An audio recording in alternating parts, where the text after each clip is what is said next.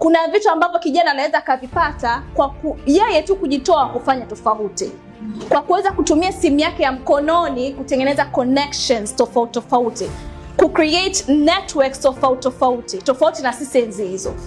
Kijana, kwa kutumia simu yako ya mkononi inaweza kukusaidia wewe kuingia kwenye rooms ambazo hujawahi kufikiria utaingia, lakini simu yako ya mkononi imekusaidia. Kijana, unaweza kupata opportunities tofauti kutumia tu simu yako ya mkononi. But here's the thing.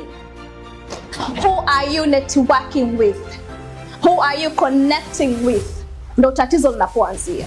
Vijana wengi tunadhani simu zetu za mikononi ni kwa ajili tu ya kupiga, kurekodi tu video za kawaida, kuongea na marafiki na vitu kama hivyo, lakini it's different nowadays. Ulimwengu uko simplified in so big ways.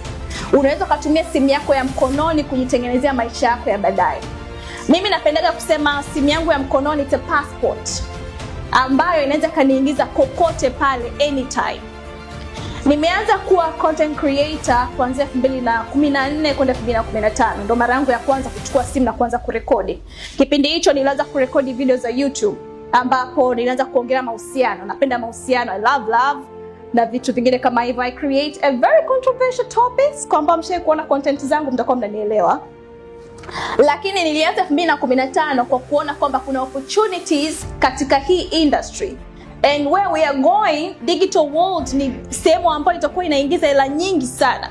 So, kama wewe kijana ambao uko kwenye hii room, ni wakati wako sasa kutumia simu yako ya mkononi ili uweze kutengenezea maisha. As I said, simu yako ya mkononi ni one of the most important digital tool ambayo unaweza kaitumia kupeleka kokote pale unapotaka. Una kijana ambaye yuko hapa, ana talent, ana skills. Tutajuaje kama una skills? Tutajuaje kwamba wewe unaweza kuongelea kuhusu mambo ya finance? Tutajuaje wewe kwamba you can dance, you can cook, you can do different things? Siku hizi social media zipo. How do you post yourself in there? How do you create a space for yourself kwa ajili ya kuweza kupata hizo millions of money that you are talking about here? Connecting youth to millions, not only money. Hatuongelei tu hela peke yake. Tunaongelea opportunities tofauti. Na kwenye journey yako ya create a beautiful network, utakutana na watu aina tatu katika your process. Watu wa kwanza ni your peers. Watu ambao watakuwa wanakukumbusha kila kukicha. Mtu ambaye uko naye level moja, mwanafunzi mwenzako, mfanyabiashara mwenzako, mtu ambaye uko naye karibu, ambao wote mko in a horizontal level.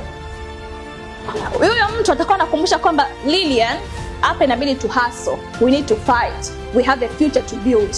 Au